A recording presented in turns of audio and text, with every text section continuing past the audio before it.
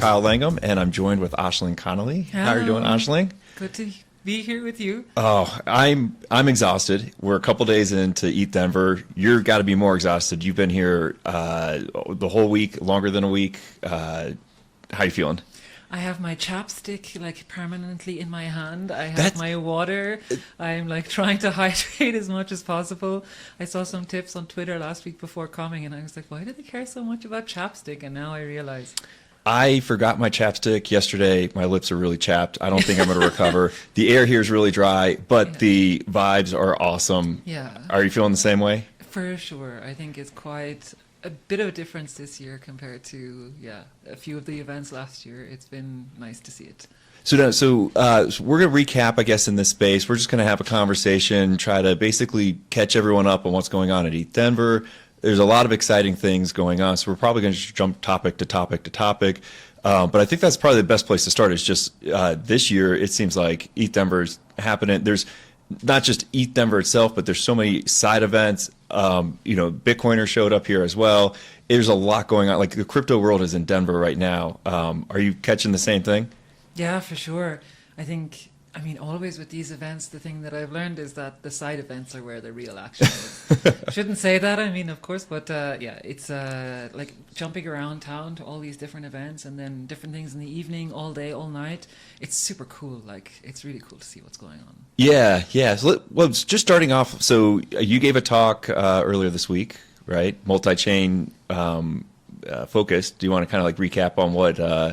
in terms of just chain key technology, like give us some like information on like where the talk was held at, and like what a high level overview of like what you guys were chatting about. So I mean, there's been a few things going on this week. Maybe I should introduce myself also. Like this is maybe I don't know if that's a good place to start. Yeah, let's start at the start. So I'm Aisling. I'm a researcher at Dfinity, and I'm leading a lot of the multi-chain efforts at the moment. So I think our mission in coming here, at least for me, was very much to hear what is going on in this kind of multi-chain narrative at the moment, and to also kind of explain to people what we have been doing in this situation. So a lot of the kind of things that I have been going to have been around that focus, and like maybe just to kind of recap a little bit our multi-chain narrative, and then we go into the events. Sure. Because maybe it gives some context. I think with the internet computer, generally, a lot of the goal originally was to sort of decentralize the web. And I think having built the infrastructure in the way that we did, and having, dapps that can be hosted, 100% on chain, front end, back end, everything kind of decentralized, and then having this coupled with features like HTTPS outcalls that allow you to actually communicate directly with the internet kind of gives you the situation where you sort of realize this decentralized verifiable web. So we had this, 3 years ago now almost when the network launched. So this is great. But then last year and this year we kind of focused a lot on integrating with other chains. So with Bitcoin and with Ethereum. So now we can read and write with Bitcoin and Ethereum in a quite trustless way. We'll move on to other things later this year, but so now we have a lot that we can kind of talk around the internet in a nice decentralized way. We can talk to Bitcoin and Ethereum in a nice decentralized way. So the question is now a bit like, how can we package all of this together to make like a super beautiful sort of developer experience where people can build dapps that kind of cross like all of the internet, all of the blockchains, this kind of stuff. And so I mean, in trying to think about how to get people on board with these ideas, because it's a lot of stuff, and the fact that it's actually there and usable now is kind of a new idea to a lot of people. And so I guess for me, like a huge part of this is education. So explaining to people what this is, actually how it works, where the ideas came from, why it's actually decentralized, why we can make these claims about trustlessness, why we can make claims of, decentralized communication, this kind of stuff. So one of the first events that I think the first day that I arrived was an event organized by ICP.Talks at the University of Colorado in Denver. Okay, yep. Where I gave a talk about chain key cryptography generally, basically on the IC. How do threshold signatures work? Why does this give us the kind of guarantees that we claim? Why does it not just give us only signatures, but so much more, like all this kind of verifiable randomness, a lot of the like the features like Betkeys coming up, a lot of the integrations like talking to Bitcoin, signing on ETH, signing on Solana maybe later this year, this kind of stuff. So that was really for me the kind of, it was a very nice way to land, actually, like arriving in Denver, going back to school, and like sitting in a classroom with people, and it was super nice. Like they were, it was very engaged, and more than I expected, actually. There were a lot of great questions and a lot of people asking, is this like that? And is this like, so people actually have a pretty good understanding of what is going on in crypto, and they kind of start to be able to reason about what are the similarities and the differences between different things. And I think this is really the start of like actual understanding in the industry. It's very cool. I think that's probably like, that is how I would describe so far ETH Denver, is people having that aha moment around the internet computer, like across the industry. I think we'll probably touch on some other points. I do have a question. Do they call you professor when you're in the classroom? No, not professor. No, not professor. Someone was joking and saying, like, should we call you Ash, or like Aisling, or like Dr. Connolly? And I was like, I don't know. You can call me my DGen names if you know that. What about so like the students? Were they mostly developers, students, like actual students at the college? Like, what was the audience of the talk? It was mostly developer focused, I think. Like they were students also, some of them actually studying cryptography, some of them just developers that came along for the event. But yeah, it was kind of developer focused. I guess the ones that know more about infrastructure and things like this rather than just applications. I see. It was cool. So then that was Tuesday. Yeah. And then Wednesday, ETH Denver, the main event hadn't opened yet, so I'm trying to even remember back what we did on Wednesday. I think I was flying in. Were there a party? I can't even remember what we were doing on Wednesday. I can see on your face that you don't remember it. It's been a long week. Like the days just all kind of blur into one. Yeah. Then I know on Thursday on Thursday there was I met actually a lot of, I went around to various different side events on Wednesday. I think mostly there was some stuff around the chain abstraction, and there were some privacy events as well. So these were the ones that I went to a lot as well. Also talking about threshold stuff, threshold signatures, and how we can use them nicely. And I met a lot of cool people. Good. I mean, it's definitely chain abstraction is the chain abstraction or account abstraction, depending on who you're talking to. Those are like the themes of ETH Denver this year. At least it seems like, and it's kind of funny because I feel like every conversation I have with somebody, it's like, well, this team is going to do this, in 6 months. And, it always comes back around to like, well, I know, but we're kind of doing that already on the internet computer. Like we have the ETH integration now. So we're already there. Have you found similar? Yeah. So, I mean, one of the kind of nicest surprises for me was, the reaction to this multi-chain narrative. Mm-hmm. Like I was at another event, I think on Thursday, this Open Information House. It's a super nice initiative. Like you can check them out on Twitter, I guess. But they had an event that's actually running 3 days, and it was super nice. And like they had really a lot of great talks and panels. But I was on a panel just kind of debating a bit why do we need open information? And there I kind of introduced myself as kind of somebody working on multi-chain at Dfinity and at the Internet Computer, and like the response was like, yes, you guys are doing this, and we were like, yeah, of course, like how have you not seen this? But yeah, like there was a lot of interest, like a surprising amount of interest. And so, a lot of people are thinking about building a lot of stuff and kind of looking for tools and looking for infrastructure. And I was like, man, guys, you are a little bit behind. Like, some of the projects building on ICP at the moment kind of already are using these tools and are like integrating them. And so I think especially around Bitcoin DeFi, and Bitcoin is getting a lot of attention as well. Yeah. And this is where we kind of can shine very well, and I think the projects that are building on IC already have quite a head start. And so it was kind of cool to see the reaction from some of the builders here, like, we need to get on this. Yeah, I spent Thursday, so the main event started on Thursday, but I spent Thursday at Bitcoin Renaissance, which was, 10 minutes down the street. They did a phenomenal job. There's probably like 1,000 Bitcoiners there. They're there to talk about L2s and EVMs that like Rootstock that talk with Bitcoin. But the general theme was there was like two classes of projects. There was those who had been building for like the last 5 years, right? So like the Rootstock is a great example. Stacks was there, and they're kind of like they're trying to their vibe was very much like, what is our place in this new, like this Bitcoin economy just blew up in the last 4 months, and they're trying to figure out, okay, like how do we position ourselves, because it's evolved in the last 4 months. It has evolved more than it had the last 5 years.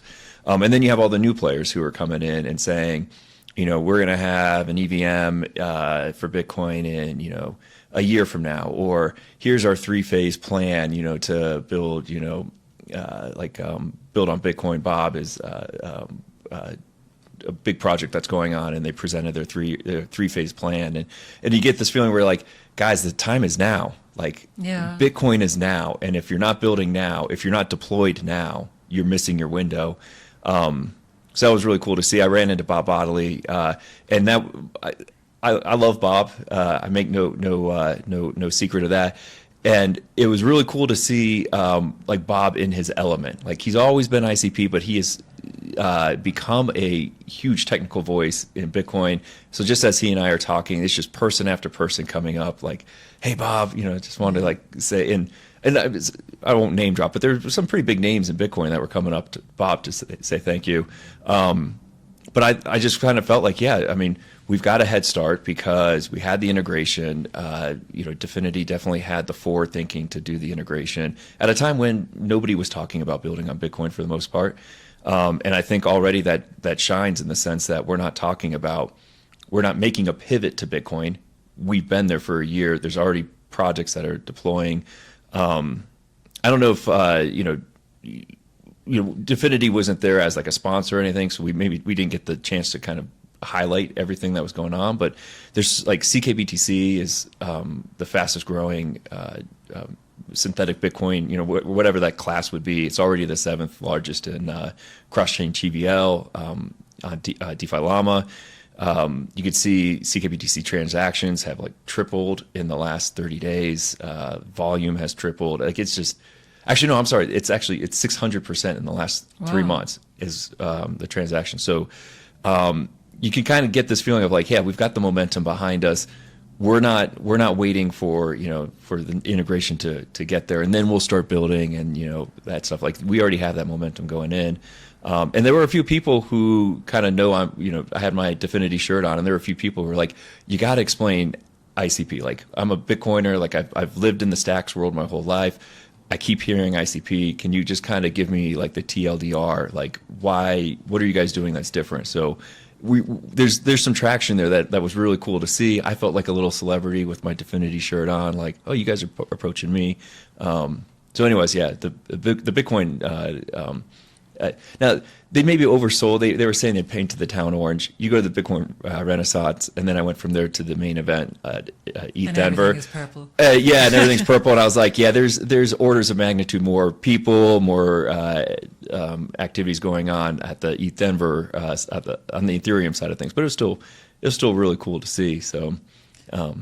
I think, like something to note there as well. I mean, I don't want to drag it too much sometimes we drag it too much in the technical direction. But like, one of the things that I think is truly special about our Bitcoin integration is exactly that. It has been done for a while. It is a bit battle tested. Mm-hmm. It has gone through like security reviews and it's, it's good. Like, it's good to go. There's no like question marks or like holding your breath to see what happens, because I think like from Bitcoin friends of mine, I think, like maybe one of the reasons why development on Bitcoin did not take off so much is because the Bitcoin maxis don't necessarily want that, and mm-hmm. like, even if they do want it, they also want it to be like super secure. And like, if you have bridges and if you have whatever sort of protocols that are not necessarily thresholdized or not necessarily like super secure cryptographically or security tested or whatever, they're just not going to touch it. Like, and so yeah, I think this is, I mean, for me, one of the things that I found whenever I talk to Bitcoin people is that I say like, hey, look, you can have this in a like non-custodial way. You can get off your centralized exchanges. You don't have to manage your own keys even, but like, you know, you do have this kind of trustless solution. So, I mean, this I think is a huge benefit that we have over others, because to build this, I mean, it took us a while, but yeah, it was this kind of very forward-looking thing. So, I mean, we're quite, yeah, it's a good time to be here. Yeah, well, you mentioned and that was one of the things is as people approach, you want flexibility, right? Somebody comes up and they're maxi and they're like, no, I don't want like a bridge solution. Like don't sell me a bridge solution. And you can flesh that out really easily, and then you easily just have the conversation of like, look, there's a Bitcoin node running, and if you want to write directly, like if you want to have a smart contract that writes that signs transactions on the Bitcoin ledger, you know, you can do it, yeah. And then you have other people who are like, the security model doesn't really, I'm not so worried about that. I'm more interested in like, you know, XYZ, like scalability, cost. Yeah, like they have their own thing, and you're like, well, you know, you've got CK.BTC as a decent solution, or you know, if you do want to wait for your 6 confirmations on the ledger, you have the native there's flexibility there for people. Like it's kind of nice because you feel like you're not trying to sell them. You can meet them where they're at as you're talking to, whether it's a Bitcoiner or it's any other person, and you're like, well, you know, what's important to you, and actually our solution fits in there pretty well. So I think, you know, I don't know. I think that the Bitcoin side of things here at ETH Denver was pretty exciting to watch. There is a lot of innovation going on there, and an incredible amount of excitement. The fact that they got 1,000 Bitcoiners to fly out to Denver and go to this one-day event is pretty impressive. During an ETH conference, yeah. So it was, and not only that, actually, like there's a couple prominent Bitcoiners who are at the ETH conference. You know, I know Munib Ali was tweeting that he didn't get quite the warmest welcome at ETH Denver. But you're starting to see a little bit more of that like cross-pollination between the two chains, and maybe we're starting to see the early signs of. For sure. I mean, okay, the ETH people are usually less maxi than the Bitcoin people, but like a lot of ETH like projects that are based kind of around the ETH ecosystem are also really asking a lot of questions about Bitcoin now. Yeah. And because I mean, they have a lot of experience in building decentralized infrastructure and applications, and it's like, well, surely we should be able to do this with Bitcoin as well. Like we are the kind of pioneers in this space, so why not engage with Bitcoin as well? And so this has also been a super nice talking point, I think, at our booth. Like so yeah, we can also, like, you can do your ETH stuff, but you can also now do your Bitcoin stuff on the IC. Yeah. And obviously if you've got an app and you're want extra liquidity, Bitcoin's got $1 trillion in liquidity. If you want, you know, brand cachet, Bitcoin, you know, when I talk to my mom and I say, she doesn't know what Ethereum is, she doesn't know what crypto is, but if I say Bitcoin, she's like, oh yeah, actually now I know what you're talking about. And I think that there's, you know, entrepreneurs who are like, actually, I wouldn't mind tapping into that brand recognition or that liquidity or that, you know, a really robust user community that Bitcoin has. So a lot more cross-pollination there. You had the chance to sit down with a few people from the ecosystem at the booth, right? Yeah, I think mostly it was cool. Like it's like the activity at the booth is pretty nice, pretty interesting. A lot of questions about generally this multi-chain narrative. Like, so what is CK ETH? What is CK.BTC? What does it mean to have gasless transactions? All this kind of stuff. So this is a lot of the conversation. But I think one of the most interesting conversations I had yesterday was actually with Austin, one of the ecosystem members. Fathery. Oh, gosh, now the lips are so dry. Austin's last name is too hard to say with dry lips. Afat. This is the Twitter handle, right? So this is how I know him. But it was super nice to talk to him, actually, because he is working a lot with IC devs, I think, on standardization. And like when I talk to, let's say, friends of mine from the Ethereum ecosystem, or generally anyone who's building kind of new tech stuff, and you try to see like what are the problems that you face, it's always like a lack of clarity about what to do. And like the thing is, like, you want to build fast, and you want to build stuff that you know will change, but at the same time, you don't want to just build randomly. So having some sort of design patterns, having some sort of kind of frameworks that, you know, you could kind of build into, so that like at least some of the moving parts are removed. And so like having some sort of standardization process, like having some standards for tokens, for different types of apps. And like when you start thinking about this in a cross-chain world, it becomes very messy. And so I think with Austin, a lot of the conversation was about standardization and like how can we advise things to be built so that like we're all kind of speaking the same language, so that not everything is built from scratch, basically. Not everything is incompatible with each other. So yeah, like all of this I think is super interesting, and I think he's doing a lot of work on this. So I was super glad to hear that, because it really needs to happen. That's awesome. Yeah, I was able to have a beer with him last night, and he's just. Well, I didn't ask how much we could share of what he's up to, but he's got some plans that are pretty interesting, and I'll let him tell that story. But that definitely, you know, that actually kind of brings up. I hadn't really realized this, but walking around the conference, I've like the story, the narrative, the direction that the industry is going is like so much different than it was just 2 years ago. And you're absolutely right. It does have this kind of chaotic feel of like, well, what is important out of all of this, and how should I, like, you know, think about some of these multi-chain stuff, and like how should I how should I frame this within my own mental framework? Because it's not just like I want to be able to swap tokens back and forth. Like people are starting to talk about like serious, like this morning I was talking with two guys from two different companies, and both companies are working on debit cards, physical debit cards that pay in stable coin. And just you know, just talking with them, and they said actually gas is kind of a problem because, you know, with a debit card, you want certainty in the transaction fees, and gas kind of makes that a little bit more challenging. So it's just kind of interesting hearing, like, I was like, oh yeah, actually I never thought about, I always think of our gaslessness as like a developer, or a user experience, but there's actually business, implications as well. So there's all this weird thinking about like, hey, how should we think in this new paradigm of, you know, multi-chain? For me, this is like super interesting. Like this is my favorite part, where you really get me like on fire, because like, and it's not so much talked about because it's hard. Like it's hard to think. It's a bit more future looking, this sort of thing. Like, you know, I think a lot of the conversations, maybe this goes a bit off topic, this is a bit of a tangential conversation now, but I think a lot of the topics that people discuss are very kind of short term. It's like, we're building now, we're trying to like do stuff. It's like, let's just play around, see how it goes, see what catches, let's see what actually makes money, see what pumps. We follow this, we follow that, we ditch this, we move on, whatever, like, you know, this kind of stuff.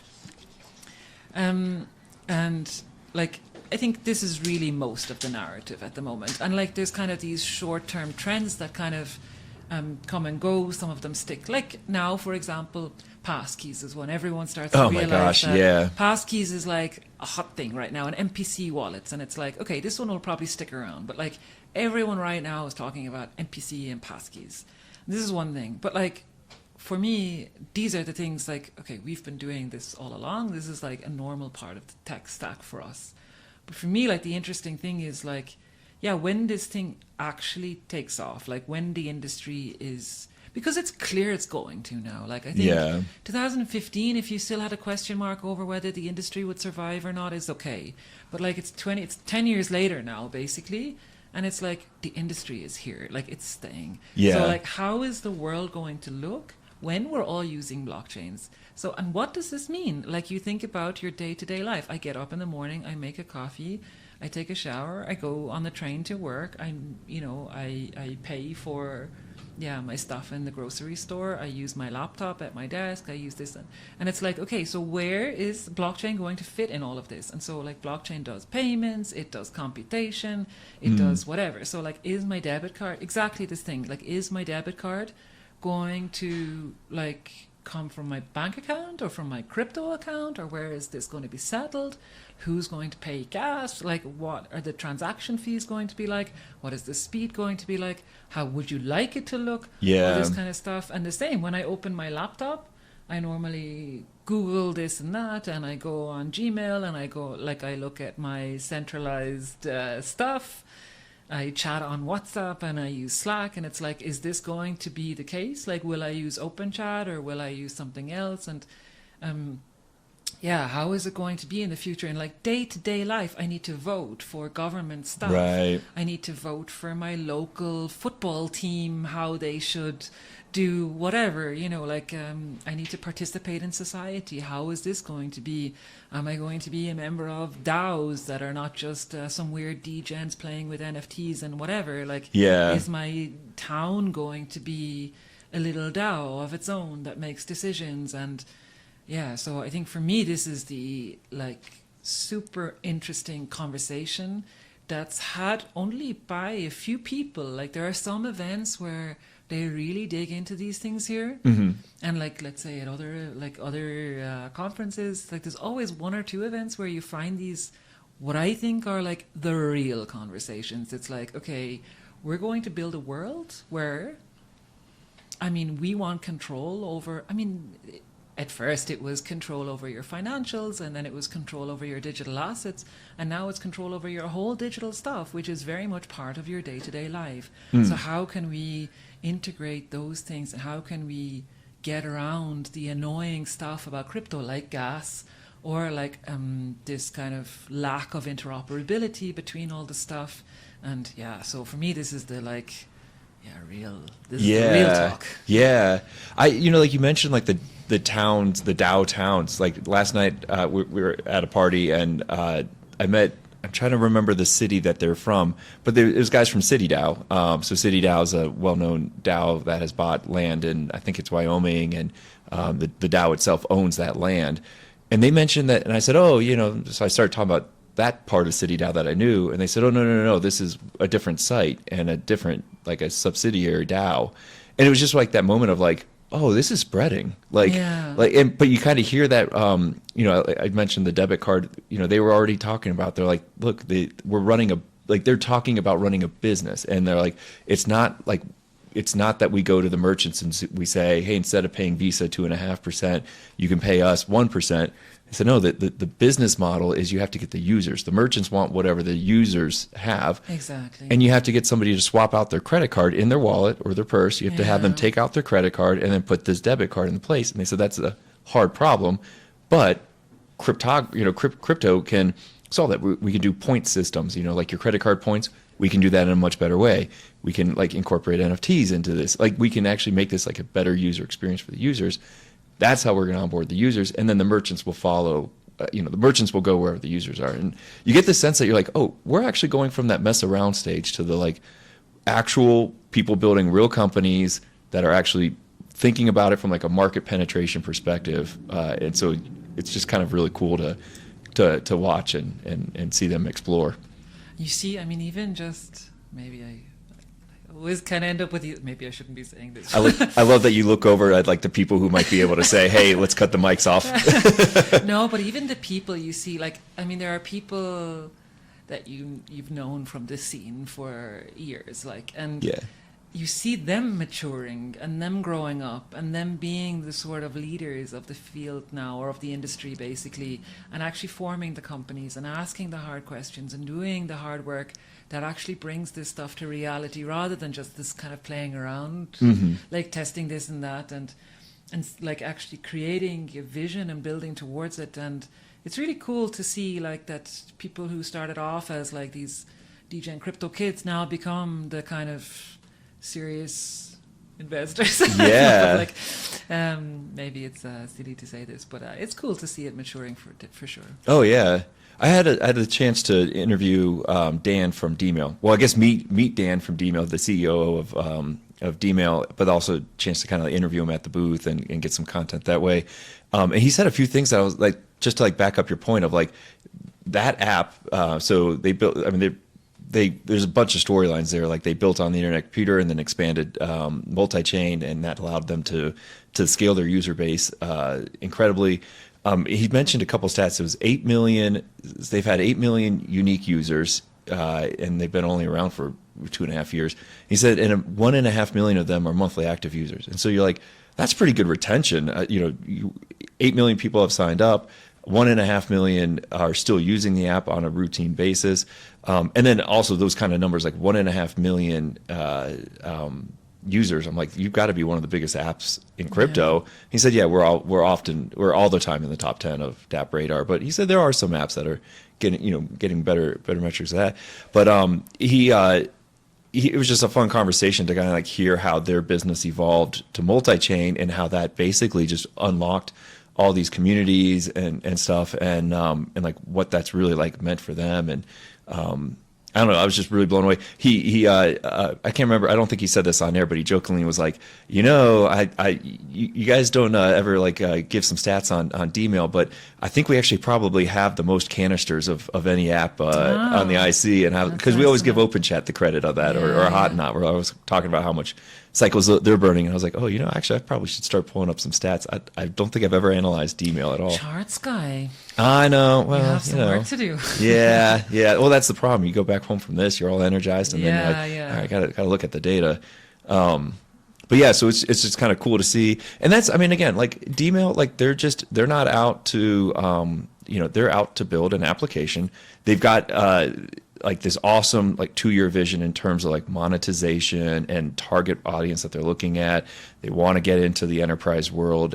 Like they really are clear of like the value they bring to their users. It's not a degen app. Like it's not like they're just they're airdrop farming and doing those like quick growth hacks. They're offering a product that has a specific use case and a value proposition, and that's how they're going about it. So you get this feeling of you're like, okay, this is like you're serious. Yeah. Growing up. Yeah. That maturity, which is awesome. So, in terms of like ETH Denver at the main event, any other things kind of stand out? And I think like I hate to say it, and I got a bit criticized for saying this too much, but like it's the vibes. Like the vibes. I mean, of course, there's more than the vibes. Like we talk about the industry maturing and people becoming, like serious businessmen now and whatever. But like it really is this nice community vibe, like where people come together. There's like, like all the talks and all the booths and all the events and all the parties and all the chill out spaces and all the hackathons and all the prizes and all the merch and all the stuff. And it's just like, I don't know, for me, this is like the real highlight, just seeing like who's around, who's building stuff. People are open, like, and it's really nice. And I think, like for me in particular, being here and trying to think, how can we, like we have a lot to offer. Like we talk, we always talk about like the features that we have to offer other ecosystems and different parts of the industry. But for me, it's super nice to see like what can we take. Like, I mean, this is a relationship we're trying to build. Like it's a give and take relationship. It's not like, just pushing your own stuff on other people and, rejecting everything that they have. It's like, okay, what is going on in your community? And like seeing how people build together, how ideas are formed, like how people actually then kind of productize and market things, and like seeing the kind of full flow.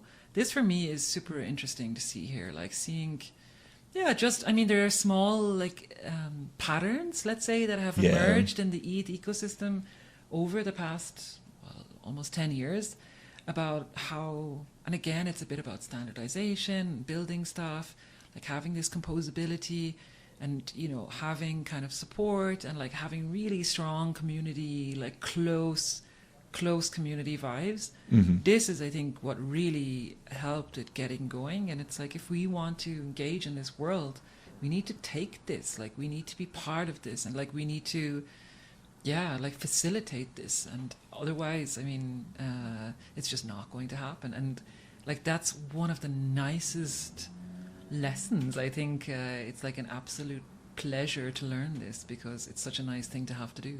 Yeah, I have been, I shouldn't say pleasantly surprised, but because I probably should expect this more, but there's definitely been a lot of projects that have approached and just said, how can we work closer with the internet or with Dfinity? How can we? And it's not just like how do we get started building on the internet computer, but it's more like, hey, like how what do you guys need from us? Yeah, like we want to. Yeah, what can we offer you guys to get you strategically interested in our direction? And so yeah, a lot of contacts there to follow up on, and I don't know, it's just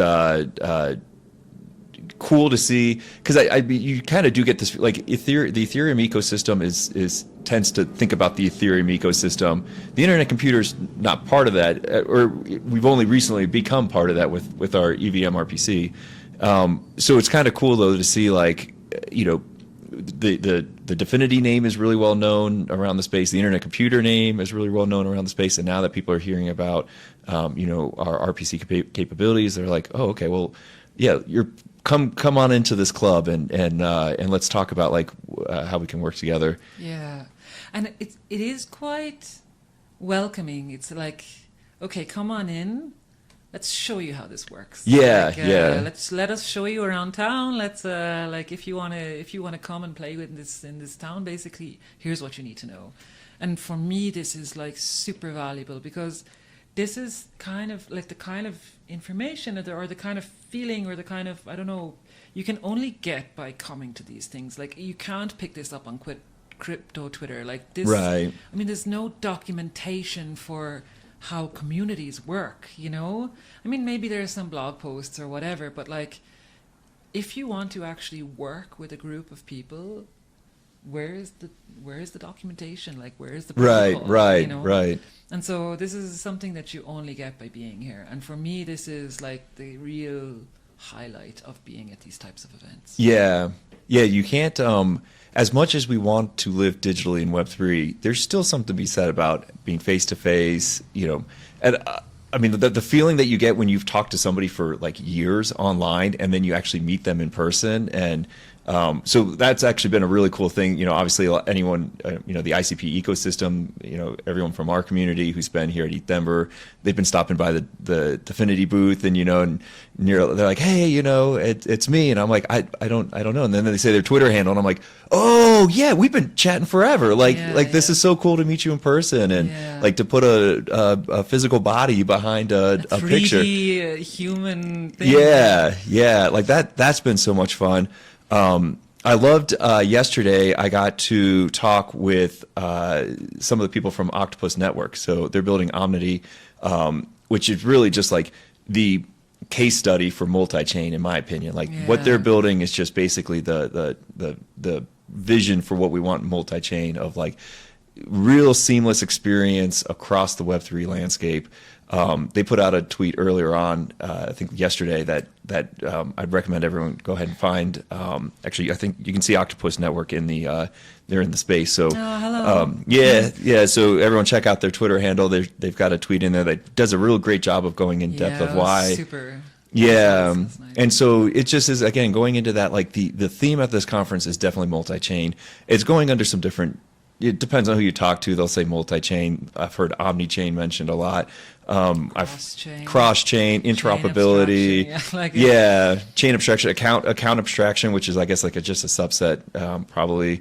I've seen that. The other theme I've seen also is monolithic. Everyone in the Ethereum community is like monolithic. Like we want just one tech stack. Oh, they're moving away. No, I think like I also really? see like that they're moving away to this modular. Like they're moving away from this monolithic infrastructure to this modular infrastructure where I can take pieces of this execution environment. I can take pieces of Solana or Near. I can take pieces of ICP. I can take pieces of like Celestia data availability. I can take my consensus from here, my execution from there, my settlement here. And so I think this is also a huge narrative that I've seen as well. But it's really... I mean, if you're a developer, that's really what you want. You want to use the tools you already know. You don't want to have to learn a whole bunch of new tools. And you also just want it, like you don't want complexity. Yeah. Because if you're already trying to push the envelope on tech, and then you add complexity into that, you're just going to be beating your head against a wall like over and over and over again. So... Yeah, it's and I mean all these different parts have different pros and cons, and maybe in different situations and different types of apps, some of them are more or less relevant. And so I think having this sort of flexibility to choose the bits and pieces that you want from the different layers of the stack, this is great. Yeah. Another topic that's been really interesting, and I think, everyone tries to time their news releases around ETH Denver. They want the conference, everyone talking about it. Obviously, you mentioned passkey already with Coinbase coming out with their passkey option.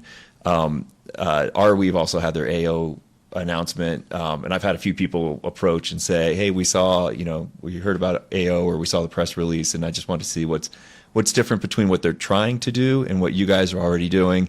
And I answer it's like, well, it's not our job to tell why they're different than us. Like we've been here. Like, go ask them. Like, they're here. Their booth is just around the corner. Go talk to them and find out like what the difference is. So I have kind of felt like that little bit of vindication of like, we have been ahead of the curve, and really, people don't want to say it, but we're kind of trend setting, and there are other projects are looking to what we're doing and being like, oh, that's a great idea. Let's go ahead and go down that road. So I've heard people start talking about like, hey, we're going to try to do a native Bitcoin integration. That was been brought up a few times.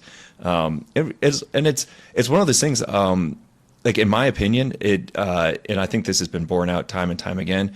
When you're the only one doing it, it's not as interesting as when other people do it. So, for example, like Bitcoin integration is a great example of, we did it, and then all of a sudden Ordinals kind of kicks off this new interest in it, and that only helps us. It's not exactly. Stacks with their Nakamoto release is not it doesn't hurt us. That actually brings more awareness of our Bitcoin integration, and both projects can benefit from it. And you're seeing it with Arweave AO as well, bringing this idea of storage and compute in a single platform is very powerful. And it's like, yeah, that's right. And so the more the merrier, because like that just brings more and more validation to the tech stack that we've built, and it brings just more awareness of what we've done. So it's been really fun to watch that happen as well.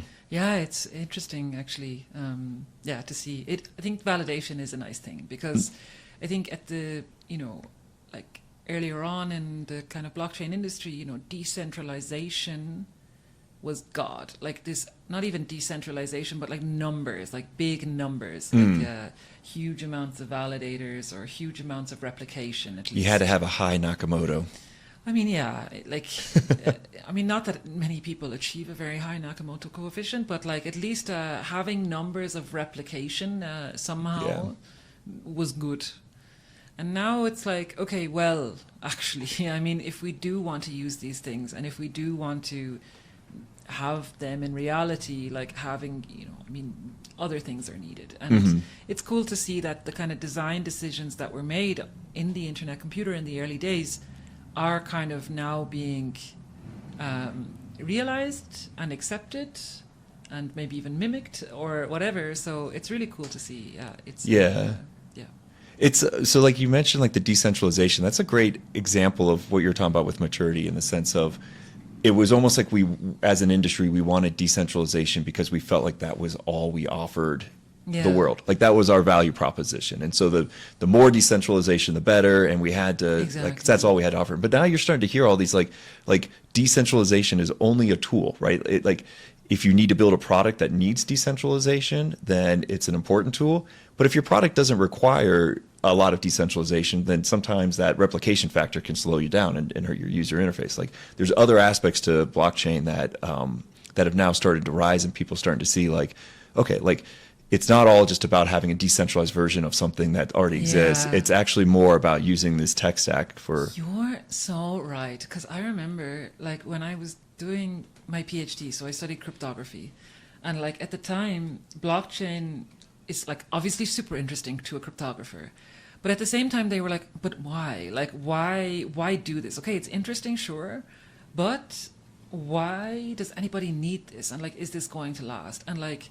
why not just use a database? Like, why not just, why do you need a distributed ledger? Why not just use a database? And why not just use, like, there were other ways to do sort of decentralized payments where you didn't need, like, a full blockchain or whatever. It was like, why not just use these simpler things? Whereas now it's like, okay, we've gone beyond, like, and it was always the question about what's the real use case here. Like when someone comes up with a real use case, then I'll care about blockchain. This is what a lot of the like cryptographers were kind of saying at the time. And but now it's like, aha. And it was also people within the blockchain industry, kind of as you were saying, like decentralization was the thing that we could offer. So like it was always about, these were the metrics that we chased. And the same with like and the competition was what we now call Web 2, like cloud services or whatever. Right. And so when we talked about computation or speed or whatever, there was always the comparison against, oh, it's only, 10x more expensive than Amazon, but you still get this, you get decentralization. Right. And so like these arguments were kind of not very compelling, because it's like, okay, why do I need decentralization and why do I have to pay 10 times more for it? And like no one really had the answer. And like maybe there isn't a good answer to that question. But now we start to see that with all these kind of other features that come around with this maturity, it's like, aha, these are the things that Amazon cannot offer. And these are the things that are now becoming so efficient that they can compete in price and speed with like traditional cloud service providers. And like, this is kind of one of the other things that a bit came out of like a few of the conversations during the week. That's kind of something that emerges as an idea in the community now, that like we're beyond Web 2. Like we are actually realizing Web 3. And it's not just about tokens or payments or whatever, but it is like, let's say, the sort of DAO style thing. Like Web 2 can't really offer you a DAO. Right. Like you can't really have, it's a decentralized system. Like you can't have this on a centralized system. Like it's as simple as that. But the DAO now is the use case for this. And there's also things like this open information question. This kind of came up a lot there as well. Like we need open information, because if you think about even, so many things, but even, for example, AI models coming up, like in the future, if these are all wrong on closed systems, who knows what is going in, who knows what is happening, who knows what is coming out, but these, whatever it is that's coming out, is training you, is educating you, is informing you, is your friend, whatever. Yeah. And so if this is all closed, this is just crazy.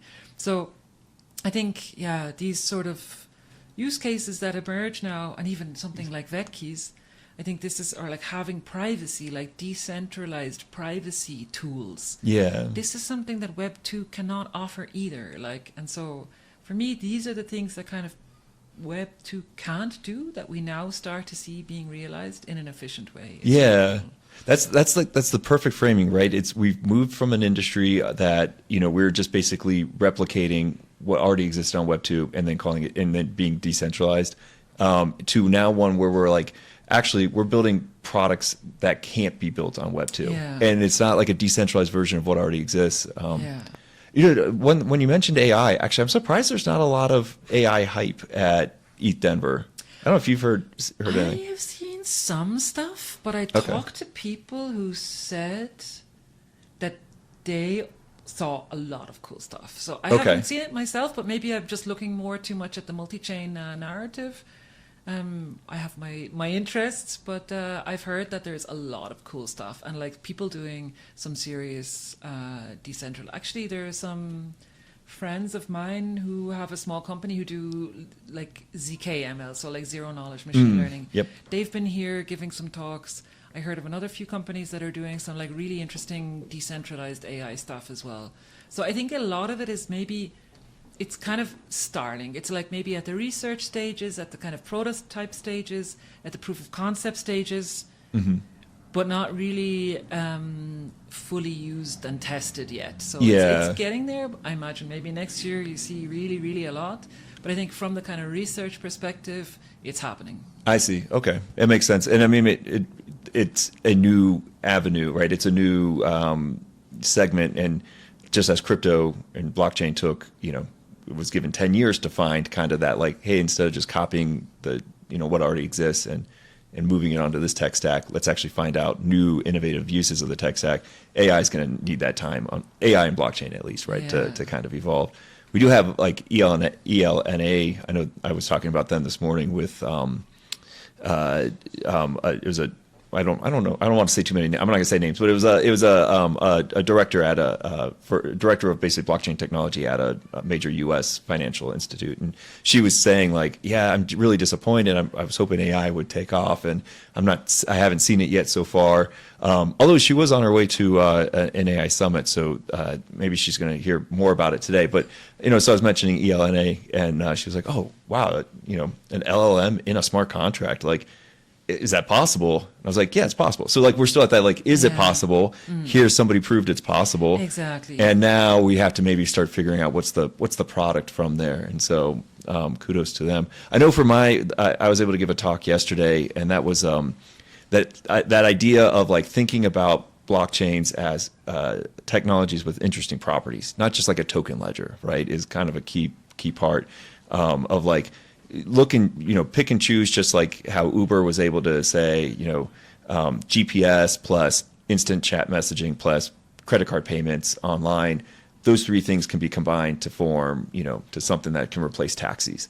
That same concept is like, I think where people are starting to get to, of like, it's not just about Bitcoin transactions, like, or holding Bitcoin. It's actually, so like, here's a good example. I've been showing people really found this impressive, and I think I might be giving away my $1 million product idea here, but I'm gonna say it anyways, because I've been showing people that I've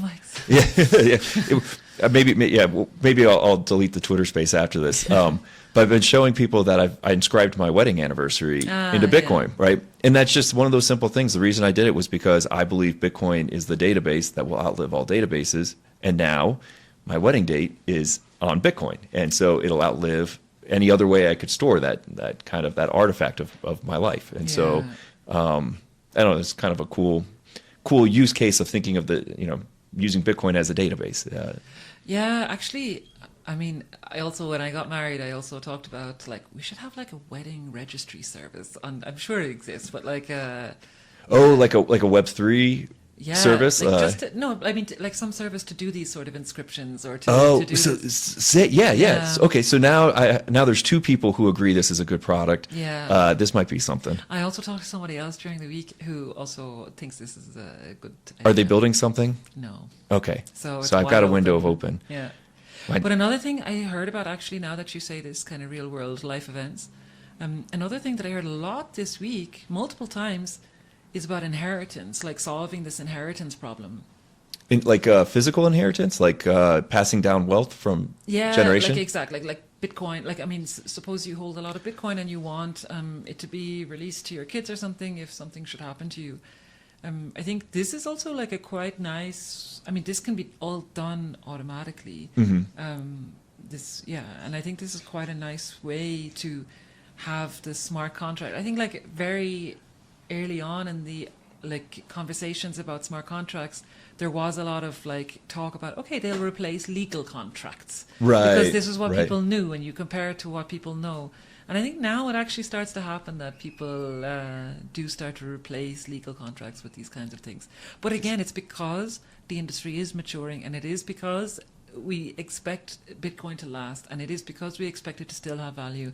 Yeah, it definitely feels like it has gone from the like, let's just try around, but really, who knows if this industry, like, it's the conversation is very much like, we're here, like there's real innovation going on, and I don't know, the vibe is just so dynamic and vibrant. It's been incredible, and it comes like it was just like 4 months ago, like we were in the doldrums of like the toughest time in crypto, right? Like there has never been a harder time for developers. Don't talk about the past. Yeah, but it doesn't like exist anymore. Like when you're here talking with people, like it's almost like that memory is long gone, and we're I don't know, like how quick, and I think a lot of it is that people kept building, they kept their head down, and now that a mood has changed, everyone's popping their head up and being like, by the way, this is actually, I've made these advancements in that time. Yeah, exactly. And everyone's like wants to kind of show off their awesome work during the hard times. Yeah, it's very cool. Actually, I've seen a lot of projects